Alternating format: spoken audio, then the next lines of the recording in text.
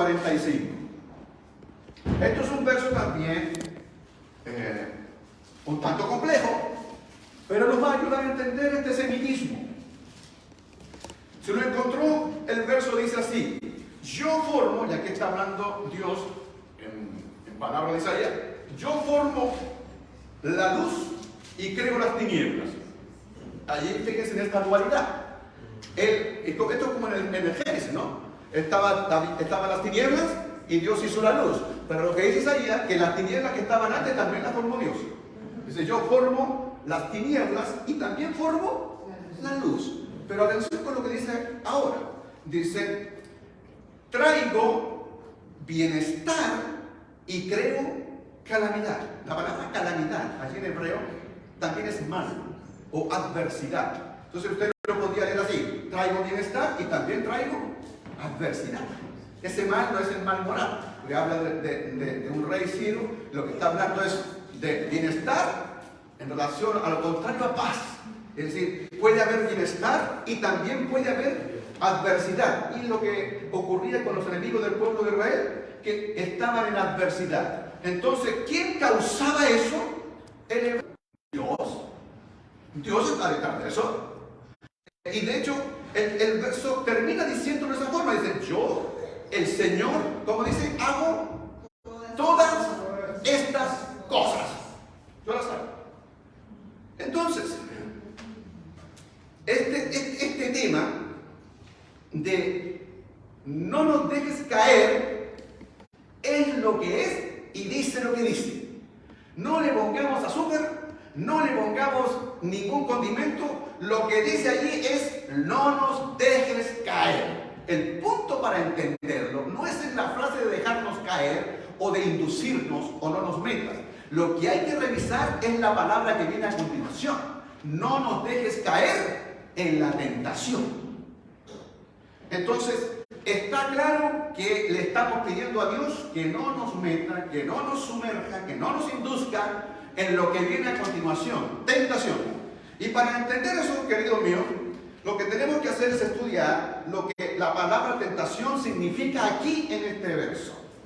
Y para ello, la palabra tentación tiene a lo menos 3 formas de ser entendida en la Biblia de manera distinta. 3 maneras. Y ahora usted tiene que empezar a tomar nota, porque usted va a tener que quedarse con una de ellas. Va a tener que ver cuál es la que podría usted pensar que le hace más sentido. Yo tengo algunas dificultades con 2 de ellas. Creo que hay 2 opciones, porque la primera que voy a mencionar es muy parecida a la segunda, es una derivación de la segunda. Bueno, vamos con la primera. La primera manera en que la Biblia habla de tentación es como una advertencia, esto es como un letrero de peligro, ¿ya? Eso es de la primera forma que la Biblia habla de tentación, es decir, el peligro de caer en pecado. La advertencia de eso. Eso es la primera forma en que tú te vas a encontrar en la Biblia. Hay textos que te dicen aquello. Un ejemplo. ¿Se acuerdan cuando Jesús está orando en el Getsemaní? Él está muy triste. ¿Se acuerdan ustedes? Él está sufriendo.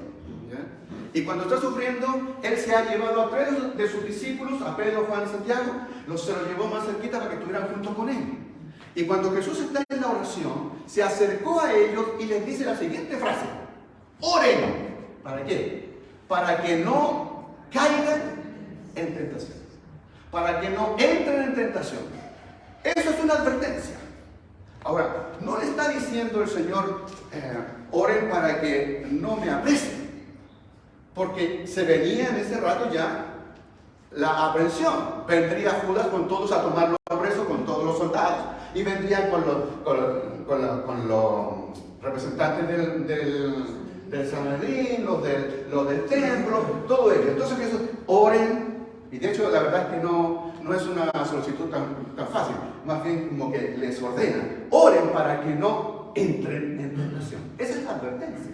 Viene algo, oren para aquello.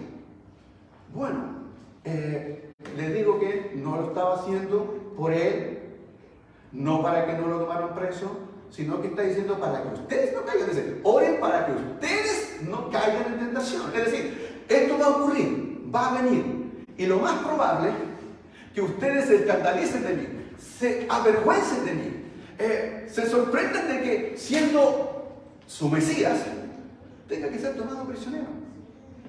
Y a lo mejor hasta huye, a lo mejor hasta me dejan solo. Entonces, oren para que no caigan en eso, para que no fallen en eso. ¿Y qué pasó? Pasó exactamente, es decir, en la oración, la pregunta es, ¿oraron? Cuando ellos estaban en eso, Jesús va y vuelve y los encontró durmiendo. Y después de un rato Jesús volvió y le dijo, no, ¿sabes qué? Ya olvídense, ya viene por mí y se acabó. La segunda forma, estimados míos, que yo creo que es una derivación de esta primera, es la tentación satánica.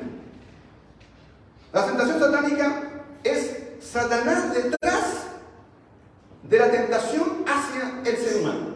Y en esta préstame atención, por favor, porque con la venida del Hijo de Dios, cuando Jesús nace y luego comienza su ministerio a la edad de 30 años, más o menos, en ese instante, cuando Jesús comienza su ministerio, de hecho fue su nacimiento, pero desde allí comenzó a establecerse lo que la Biblia menciona, el reino de Dios, el reino mesiánico. A partir de ese minuto, ahí está Cristo dando inicio, inaugurando su reino. Y cuando tú lees los evangelios, te encuentras que lo que Jesús dice es, se inaugura, ha venido el reino de Dios, el reino está aquí, dice Jesús, y dice una frase bien interesante respecto de Satán, y dice, y vengo, dice, al juicio para el mundo, y vengo a desalojar, a sacar de aquí al príncipe de este mundo, a Satán. Lo vengo a desalojar, es decir, le golpearon la puerta en el planeta y le dijeron, aquí está el príncipe, no han pagado nunca ni una vez de lo que fuera, y además que tú no eres dueño de esto, usted se me va a ir de aquí. ¿Qué hace Satán? A partir de ese instante, guerra, lucha. ¿Para qué? Para que el reino mesiánico no se extienda, para que no se cumpla, para que no se lleve efecto. ¿Y cómo lo hace? Lo tiene que hacer a través de la religión. Y primero se dirige a los, entre comillas, religiosos y santos de la época, y toma entonces, por ejemplo, a los dirigentes religiosos, a los líderes religiosos. Y un día Jesús tomó a esos líderes religiosos y les dice así, sin pelo en la lengua, le dice, ustedes son hijos de vuestro padre, el diablo. Así tal cual. Hijos de vuestro padre, el diablo. ¿Por qué? Porque ustedes hacen su deseo. El deseo de, ¿y cuál es el deseo? Robar, matar, destruir, en el fondo detener la extensión del reino de Dios. Entonces, luego se da cuenta Satán que en esta lucha él tiene que meterse aún más dentro del círculo de Jesús. No tan solo en los religiosos de afuera que son enemigos de Jesús. Ahora se mete dentro del círculo interno, íntimo de Jesús, y a uno de ellos, dice la Biblia, se le metió en el corazón.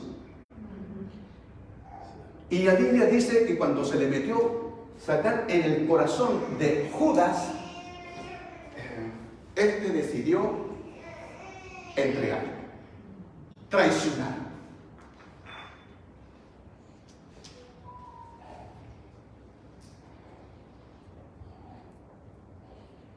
Entonces,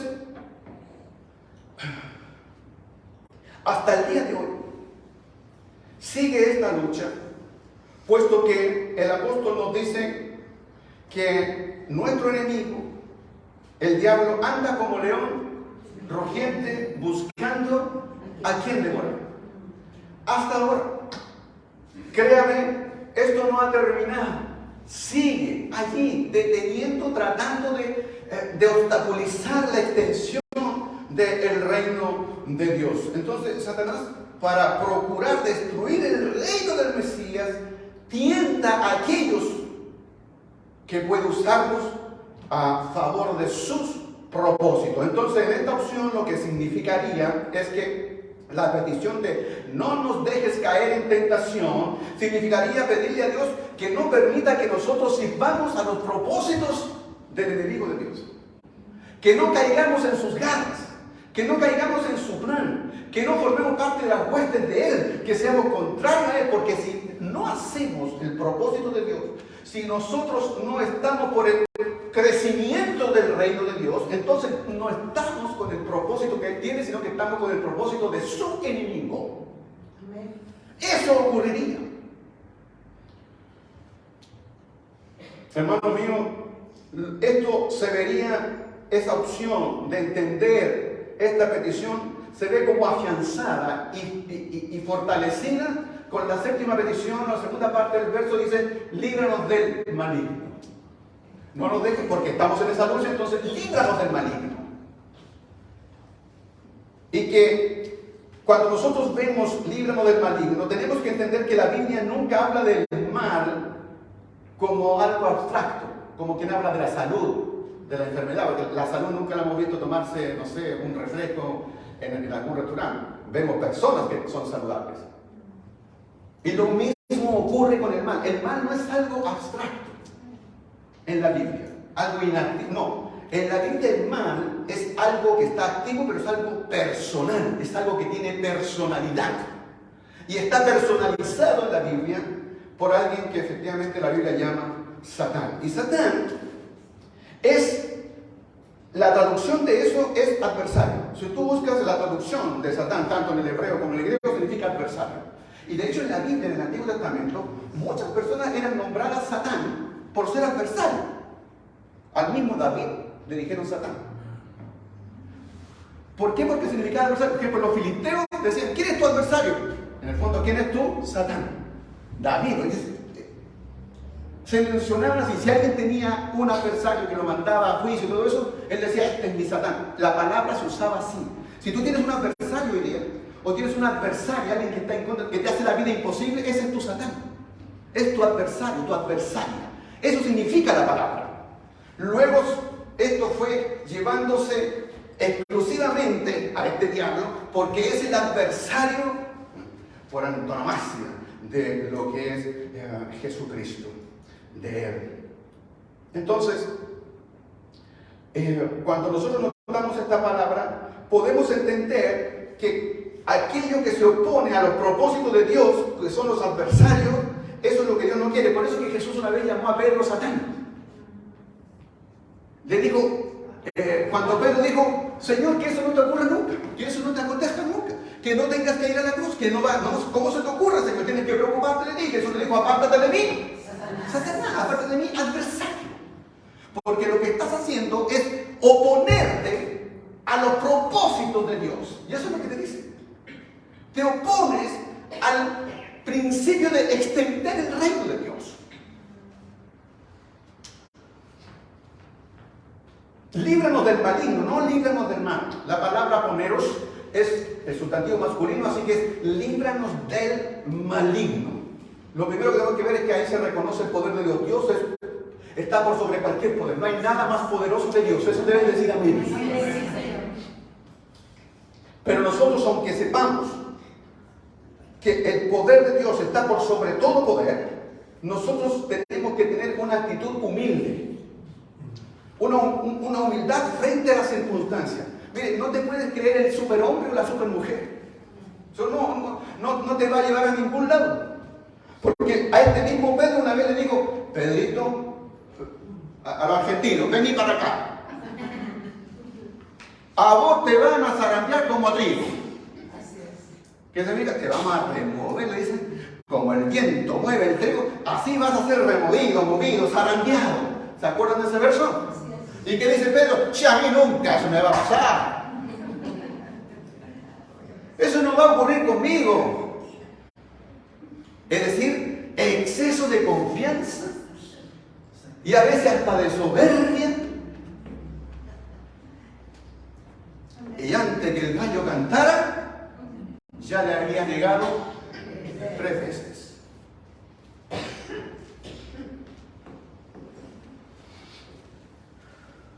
Que el Señor, hermano mío, nos libre de estar en una situación en la que estemos expuestos y desprotegidos a un ataque satánico.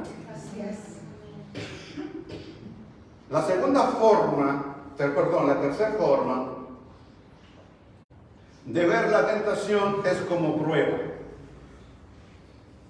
De hecho, la palabra peligroso se traduce básicamente como prueba. Y aquí la tentación no se ve como algo malo en sí, no se ve como a priori algo malo, sino más bien como la posibilidad de que tú puedas, mira, fíjate la diferencia, puedes crecer, puedas tener triunfo, puedas ser incluso una mejor persona. Esa tentación ahora ya no es satánica, sino no es una lucha, sino ahora es incluso Dios poniéndote a prueba. No te pierdas en esto. Yo te voy a colocar un ejemplo para que así no nos podamos confundir. El ejemplo clásico de esto es Abraham. Si tú lees en el libro de Génesis, en el capítulo 22, parte del verso primero, uno dice, y Dios, y usa la palabra tentó. Entonces, pero esa palabra tentó está traducida mejor como probó. Y Dios probó a Abraham. Y la prueba era ofrecer a su hijo, y eso era una cosa terrible. ¿Y qué ocurrió? Que Abraham salió fortalecido, salió bendecido, iba a ser padre de multitudes. Es decir, esa posibilidad, esa prueba estaba dada para que Abraham venciera, Abraham creciera, saliera absolutamente victorioso. Y de esa forma es, si tú buscas en los evangelios, es como Jesús traduce las tentaciones que él tiene en todo su ministerio. De hecho, cuando Jesús es bautizado y luego sale del agua, dice en los evangelios, dice que fue llevado por el Espíritu Santo ¿a dónde? Fue llevado al desierto. ¿Para qué? Para ser tentado. Entonces uno dice, ¿cómo esto? Dios, a través de su Santo Espíritu, lleva a su hijo para ser tentado. O sea, aquí está clarito. Lo está metiendo en tentación. Sí, lo está llevando para ser probado. Esa es la palabra. Para ser probado. ¿Y Jesús qué ocurre? Vence. Sale victorioso. Ya vamos a volver sobre eso, cómo es que él vence esa prueba. Entonces, estamos en la tercera. La segunda es las tentaciones satánicas, y la idea es que nosotros no seamos parte de las huestes satánicas, sino que venzamos allí, que Dios nos ayude, que no nos pille desprevenido, que seamos nosotros fieles a eso. Y lo que estamos viendo aquí es la forma en que también sale la Biblia, en que nosotros tenemos pruebas que nos ayudan a ser mejores y a salir fortalecidos. Dios permite entonces que nosotros seamos probados. Eso lo dice la Biblia y así está más que claro. Él lo permite para que nosotros seamos fortalecidos, nuestra fe. Y con ello podemos recordar que necesitamos estar siempre, hermanos míos, hermanos, necesitamos estar siempre tomados de la mano del Señor. No te sueltes, no te sueltes. Todos los cristianos enfrentamos tentaciones, todos. Usted no puede decir, mire, usted no está libre. Jesús no estuvo libre, usted menos. Todos sufrimos la tentación. Algunas veces es tan sutil que ni cuenta nos damos de que estamos siendo tentados. Ni sabemos lo que nos está pasando. Dios nos ha prometido que Él no va a permitir nunca que seamos tentados, es decir, probados, más allá de lo que podamos resistir o soportar. Estás viviendo una tentación, una prueba. Mira, esa prueba, dice el libro de 1 Corintios capítulo 10, no te va a venir una prueba que no sea a nivel humano. O sea, alguien puede decir, esta prueba para mí es muy grande, es muy pesada, pero está todavía a nivel humano. Y si tú eres un ser humano, vas a poder salir victorioso solo por algo. Porque Dios no va a permitir que esa prueba pueda a ti destruir. Amén. Tendrás la fortaleza de Dios. Amén. Lo quiero leer. 1 Corintios 10, verso 13. Ustedes no han sufrido ninguna tentación, traduzcamos prueba, ninguna prueba que no sea común al género humano. Pero Dios es fiel y no permitirá que ustedes sean tentados más allá de lo que pueden aguantar. Me gustaría hablar de lo que fui testigo un par de noches atrás con el nacimiento de mi nieto. Pero me la voy a guardar para cuando lo presente con la ayuda del Señor.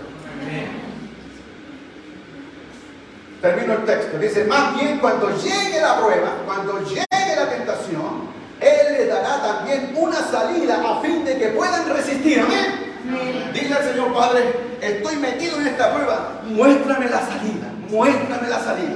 Cuando nosotros vamos a un evento, yo no sé si a usted, pero yo voy a un evento, a una sala, lo primero que me empiezo a fijar yo a lo menos es donde dice escape. Salida de emergencia. No sé si hace lo mismo, pero yo llego allí y primero comienzo a decir, allá está lista, ahí está la salida. Y ya sé por dónde. A lo mejor ahora está tan oscuro para ti que no alcanzas a ver. Dile, Señor, muéstrame por favor la salida de escape. Muéstrame esa salida y Dios te la va a mostrar porque su palabra dice ahí y Él no es hombre para mentir. Porque juntamente con la prueba, Él te va a dar la salida. Amén. En este último sentido, la tentación no está diseñada para que nosotros caigamos, sino para hacernos más fuertes, para hacernos mejores en realidad. Mire, puede que fallemos. ¿Y por qué no? Podría ser que fallemos en esa prueba, pero eso no es lo que pretende esta prueba. Se espera que surjamos. Finalmente, y como un resumen, las tentaciones a nosotros nos pueden llegar de afuera, externamente. Fuera de nosotros. Y hay personas, amigos míos, hay personas que son una mala influencia para ti. Presta atención. Escúchame aquí en esta parte. Hay amistades, hay compañías que nos pueden hacer mucho daño. En un mundo que tienta a todos, tenemos que tener cuidado. Cada persona debe tener cuidado con los amigos que escoge, con quienes va a andar, con quienes va a caminar, con quienes se van a mover. No le des oportunidades a las tentaciones que vienen de afuera.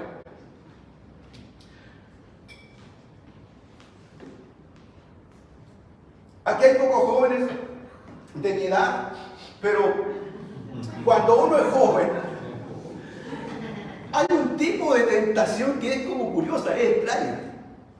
Es ese tipo de tentación que cuando uno está en un grupo, uno quiere mostrarse canchero, que no es tonto, que no es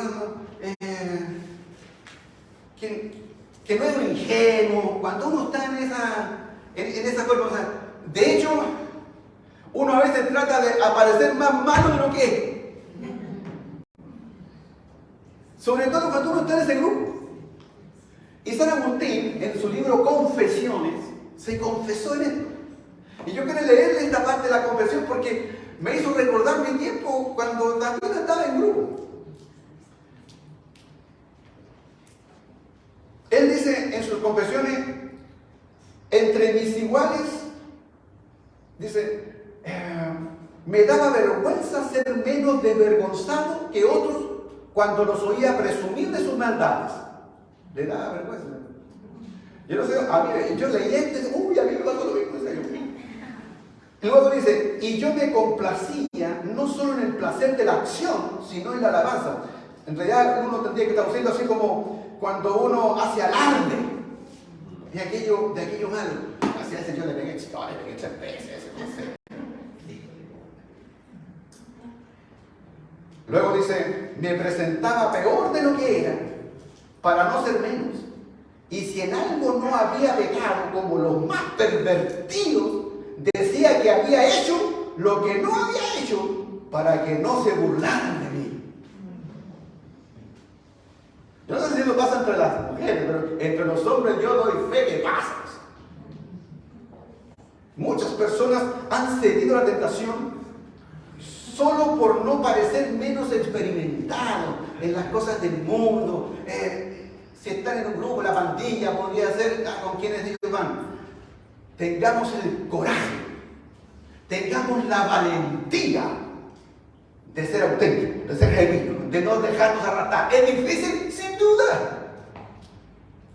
Pero la tentación no viene solo de afuera, estimados míos. La tentación también viene de dentro de nosotros, como diría Santiago, cuando cada quien es tentado de sus propias maldades, deseos, concupiscencias. Así que hay que tener cuidado, no tan solo lo de afuera, también lo de adentro. En algún lugar nuestro, en algún lugar tuyo, hay un punto débil. Todos tenemos un punto débil. Hay una grieta ahí, hay una grieta, mire. Y la tentación es experta en encontrar la grieta. ¿Y dónde va a ir? A la grieta. Lo que tú sabes que tienes un punto débil. Y se va a intentar meter por esa grieta y agrandar esa grieta y ojalá botar el muro. ¿Cuáles son tus grietas? ¿Cuáles son tus debilidades? ¿Por dónde es que te ataca esto?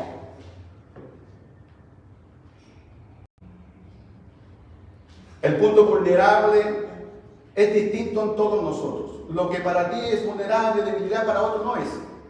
Pero todos tenemos un punto vulnerable. Todos lo tenemos. Nuestro carácter, las pasiones desordenadas.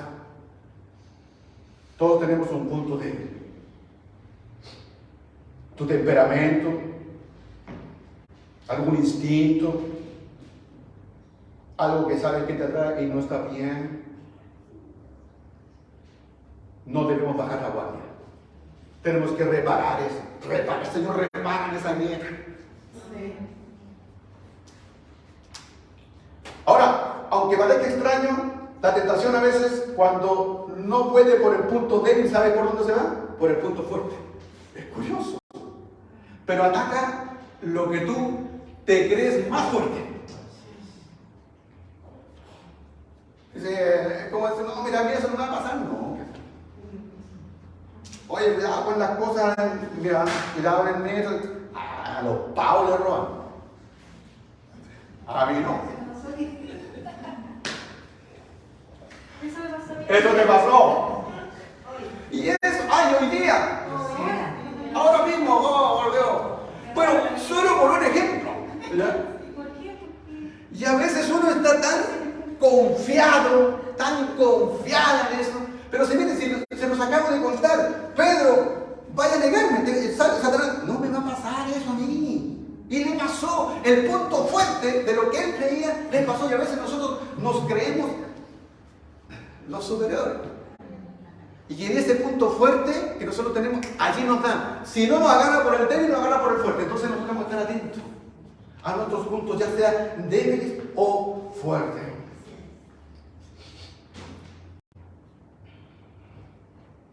El exceso de confianza nos hace mal.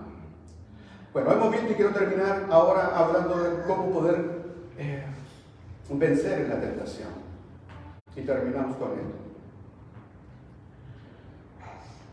William Barclay menciona varias, y yo que me las fui viendo dije, sí es cierto, ayuda a muchas personas, pero creo que tiene cierto alcance. Por ejemplo, él dice, mira, la dignidad, tu dignidad debes cuidarla. Es decir, si sabes que vas a hacer algo, luego tu dignidad como persona se va a ver afectada. Entonces algunos dicen, sí, pero si nadie se entera, bueno, nadie se va a enterar, pero tú mismo te vas a enterar, tú tienes que dormir contigo mismo. Entonces en ese mirarte al espejo y ver que caíste en algo,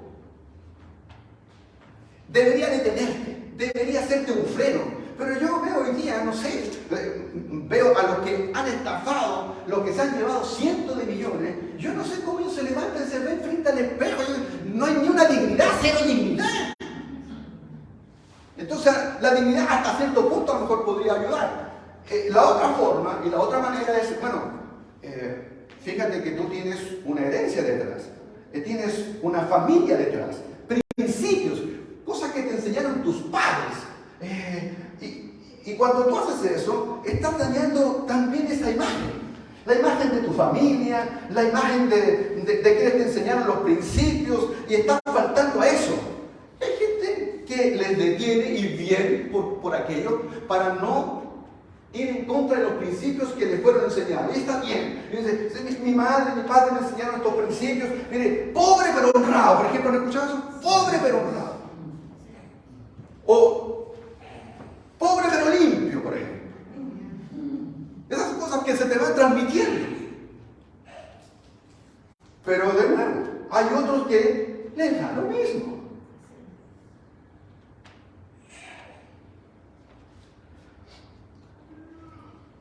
Hay quienes, por quienes les aman.